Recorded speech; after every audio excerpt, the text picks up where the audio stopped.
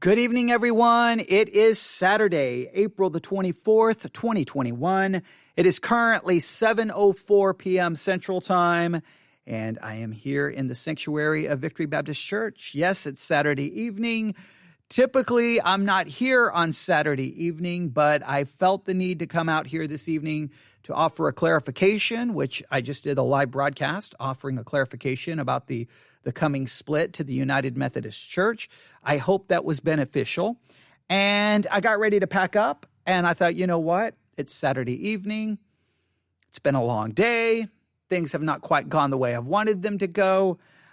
So before I leave, because once I get home, I'm going to start worrying about what I'm going to have for supper. I'm just, my whole mindset is going to change, and I'm not going to have the ability, like here I am in an empty sanctuary inside a church. So I should just use this opportunity before I leave to do kind of a devotional study, do my own time of Bible study.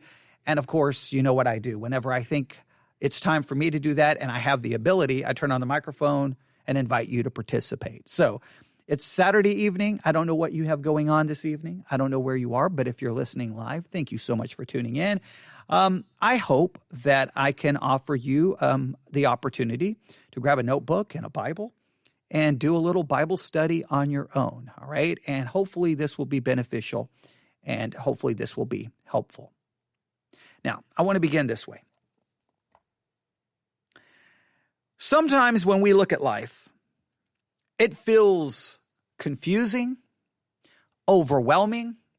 There's so many issues happening within society, maybe issues facing our country. There just may be tragedy, difficulty, pain, suffering, and it's just so confusing. Everyone has a different opinion about how you should think about this and think about that. Maybe in your own personal life, you're facing difficulties, problems. Maybe they're financial, maybe they're medical, maybe they're family. And sometimes you don't know what to do. You feel overwhelmed. And sometimes we're just like, so what do I do? What do I do next? I don't know how to move forward. It's like I'm caught in a maze and I can't find myself. I can't find the way out of this maze. It's so confusing. And the voices get louder and louder, and everyone seems to have an opinion about what you should do. And sometimes even just this week, looking at all of the controversy surrounding police shootings and all of the arguing and debating about that, I talked about a little bit about that this morning. Everyone has a thought. Everyone has an opinion. Everyone's passionate about it. Everyone's emotional about it. And then the media is doing this. And it's just sometimes it's so loud. It's so confusing. It's just so like, okay, I can't just please make it all stop.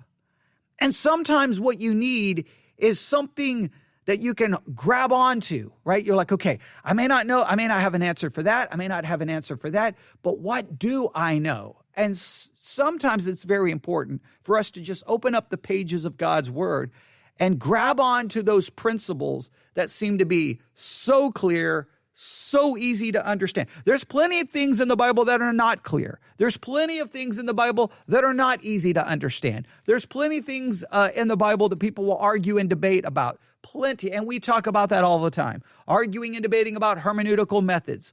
All of that is true. And there's a place and time to talk and argue about hermeneutical methods and doctrine and theology. There is a place for that. But in the midst of all of that confusion, you still need to have those principles you can grab onto. And throughout church history, people come along and go, here's the 6 principles you need. Here's 5 principles. Charles Stanley even put out a life principles study Bible that gives you, I think he came up with 30 life principles. You know, we should do a study of those life principles sometime. See, that's going to turn into another series, right? I always have these great ideas, but maybe we will investigate those principles because it would be an interesting study. But there's always people like, here's these principles. And, you know, you can listen to this preacher. He's going to give you 7 key principles for your marriage, 7 key principles for, you know, everyone has their principles. But I thought for this evening, we would just have a time of a guided Bible study exercise. And I'm going to place a lot of this before you. I'm not going to do it all for you. But just look at a passage of Scripture that seems to lay out some very clear principles. All right? That don't come from some pastor. That don't come from a commentary. They come right here from the text of Scripture. And I thought we would consider them this evening, have you write them down. Now, I've taught on these before. I've taught on these so many times. The reason I ended up with the passage of scripture that we have, if you have a Bible, Psalm 37. The reason I ended up with Psalm 37 is when I for those who don't know, members of Victory Baptist Church, they know this. Every time I walk through the front door of the church, is Sunday morning, whenever, I'm usually carrying a stack of notebooks, Bibles, and a book bag just filled with notebooks and pencils and pencil sharpeners. Everywhere I go, I always carry so many books with me. If I go to the car dealership, right, for my car to get maintenance done, I'll go there, and guess what? I have books in my hand, and I have my book bag on my shoulder, and then I go find a table somewhere and just start pulling out all the books. I always carry more than I need. I don't know why. I will always have like 15 books, and there's no way that I can ever use them. Even when I would go to work in the military, I would carry, 5 notebooks, 6 books. Not that I had time to read any of them. It's just I always have to have them with me. It's almost like a security blanket. I have to have books with me. I have to have them. Just because if I have the opportunity, I want to be able to grab and go, okay, I can work on that. I can read that. I can do that. So I got ready to pack everything up, and I opened up my book bag, and just laying right there on the top was a Bible study guide. For what month was this? What is this for? This covers January to March. And I don't even know what year, because the cover has been completely ripped off of this. All right.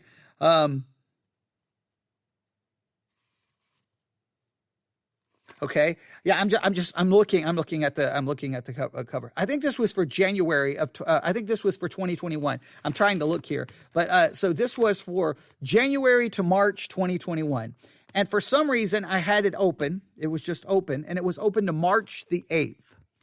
Right. So right here. And I looked down and I saw these words: do not be fretful. Do not be fretful. All right. I'm like, okay, do not be fretful.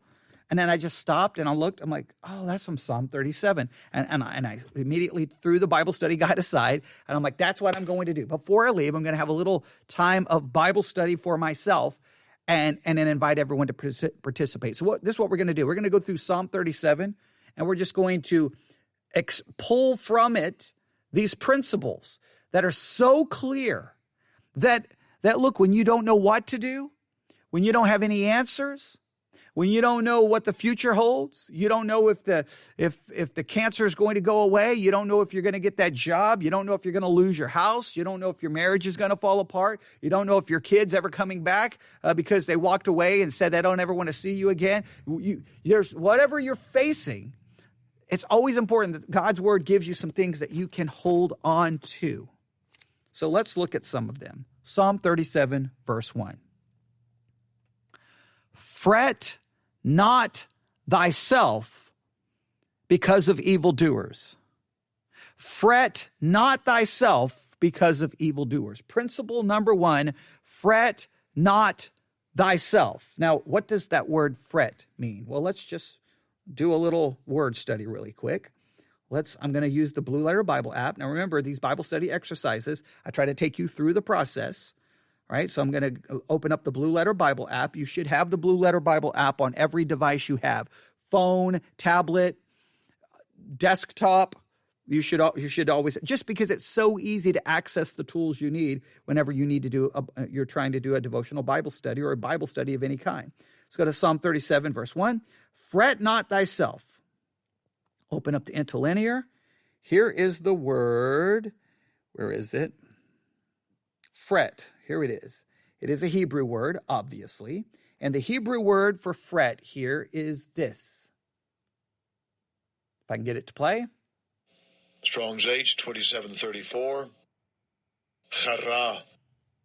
Chara. Chara.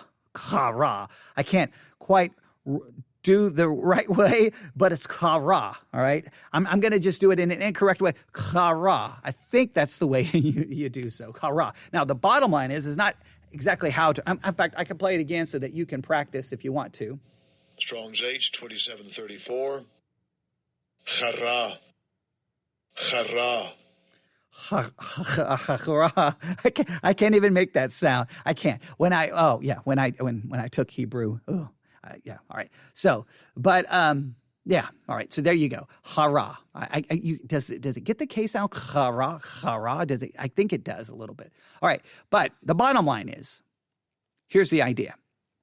It means this is it's used 90 times. It's used 90 times. Now, it would be interesting to look up all 90 times to see the way it's used. But here's the way it's translated. 44 times kindled, 13 times wrath, 10 times hot, 9 times angry, 4 times displeased, 4 times fret, 2 times incensed, 1 time burn, 1 time earnestly, 1 time grieved, 1 time very.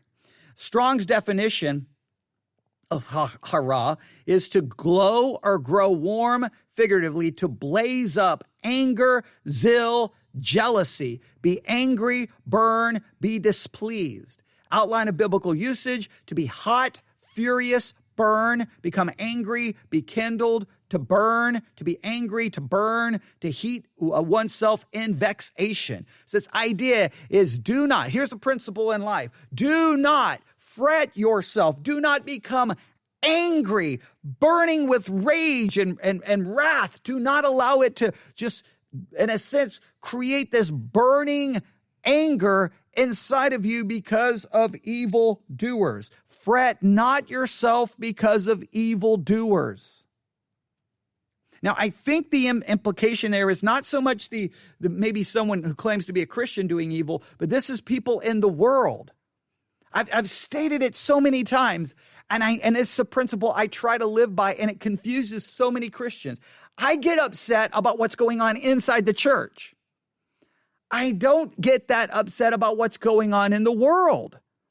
And most Christians I know have the opposite reaction. They get so upset with what the world is doing. These ungodly pagans, these ungodly heathens, they're destroying our country. And they get so mad. But what the church, completely apostate, abandoning the truth, and it's kind of like, that. And it's like, why do you get so upset at the world and not the church? I don't get upset at what the world is doing. I expect depravity to be depravity and to show itself. I don't expect people who abandon Christianity, reject Christianity, to live as Christians. So I don't, but we're not to fret ourselves. We're not to become so angry. That's a principle you can hold on to.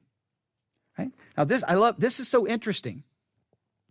Fret not thyself because of evildoers. Number 2, neither be thou envious against the workers of iniquity. Now, I think that's interesting.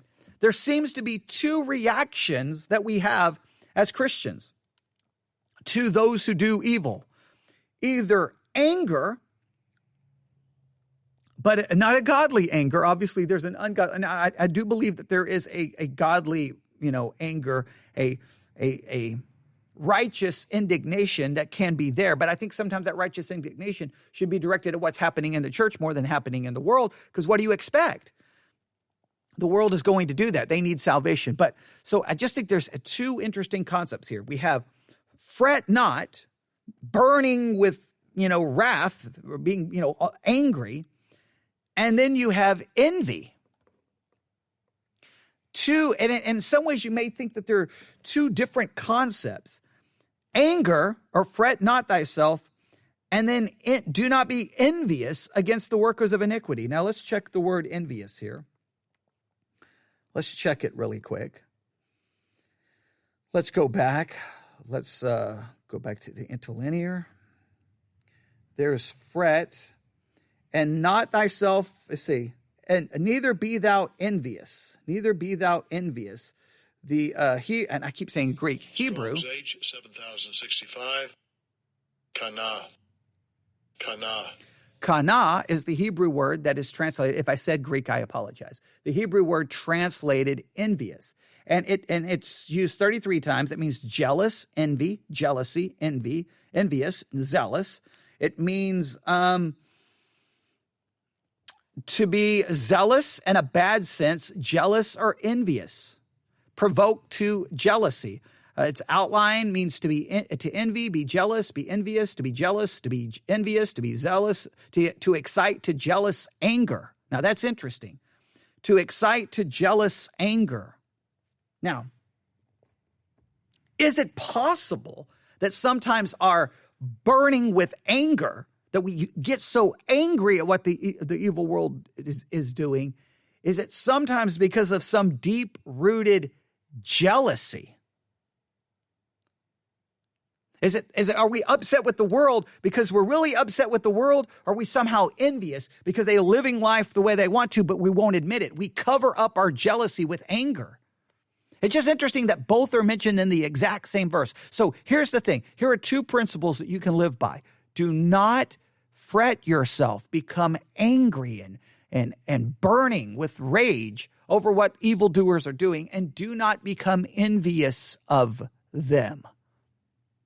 Two very important principles, but there is a third one mentioned here, right? Well, first, then a reason is given why you should not be envious and should not be fret yourself, because they shall soon be cut down like the grass with wither. Let me read this again. For they shall soon be cut down like the grass and wither as the green herb.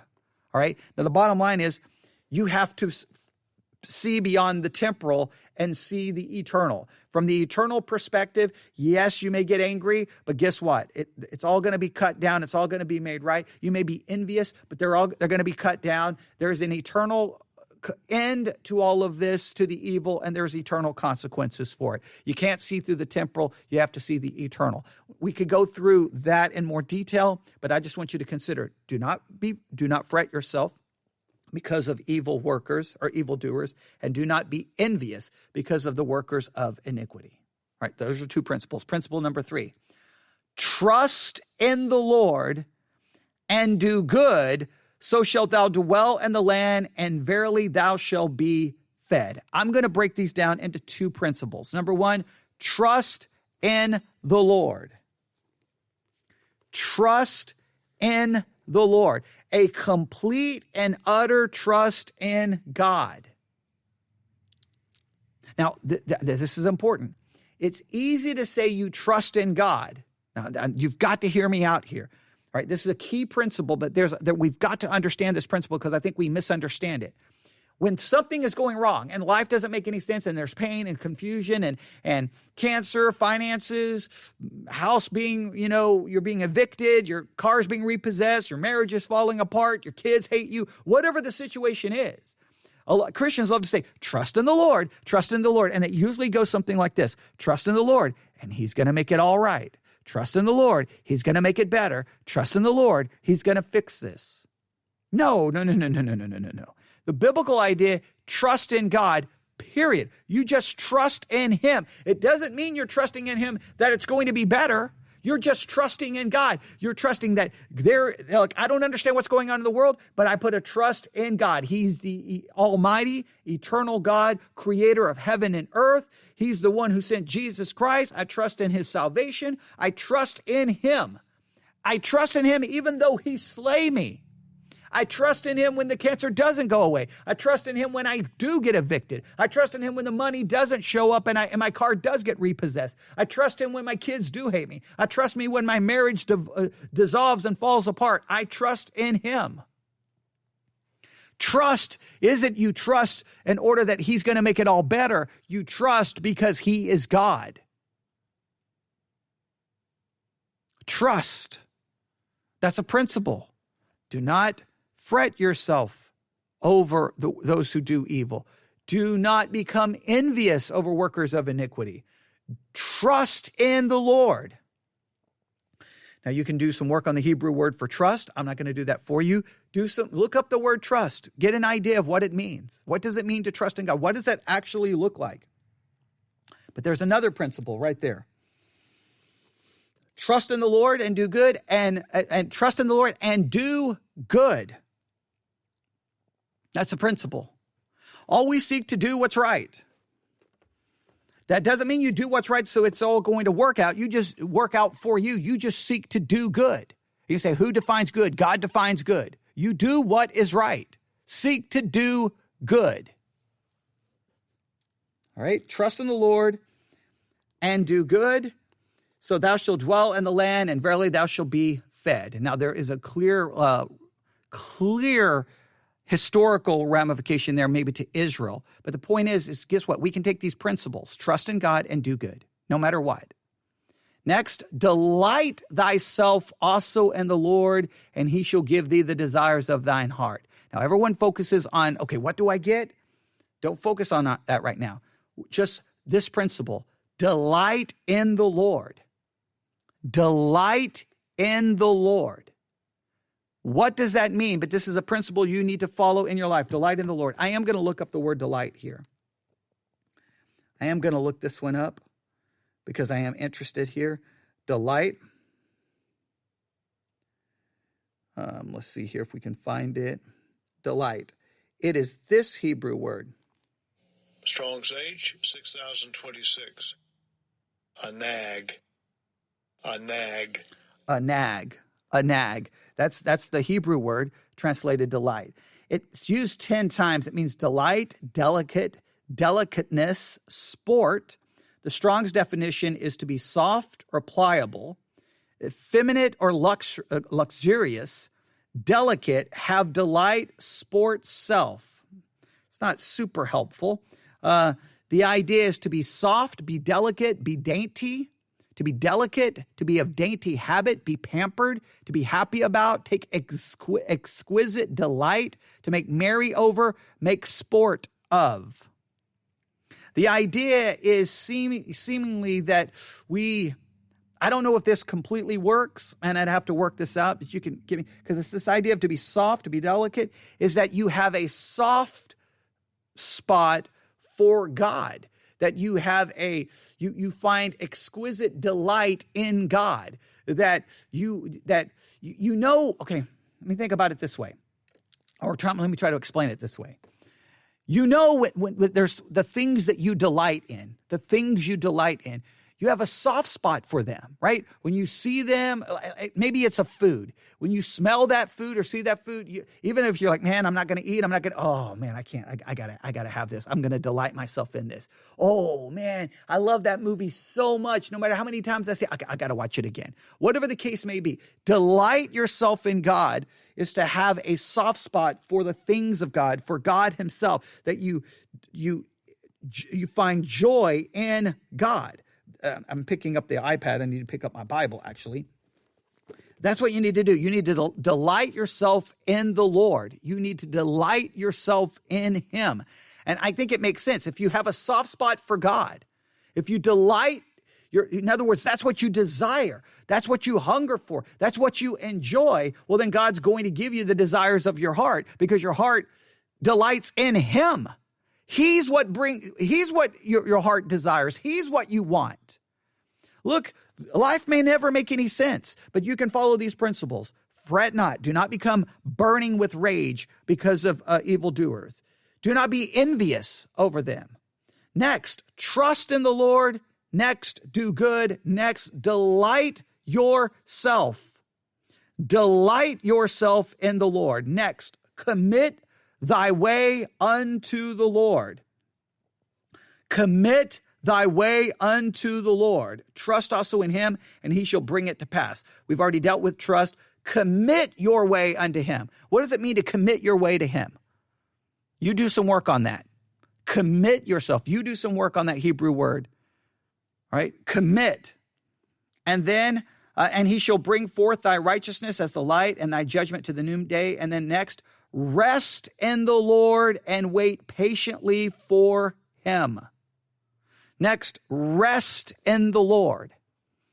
Rest. Now, some of these I'm not doing. I know that. Rest in the Lord. What does it mean to truly rest in God? What does it mean to truly rest in the Lord? And then wait patiently for him. Wait patiently for him. What does it mean to wait patiently?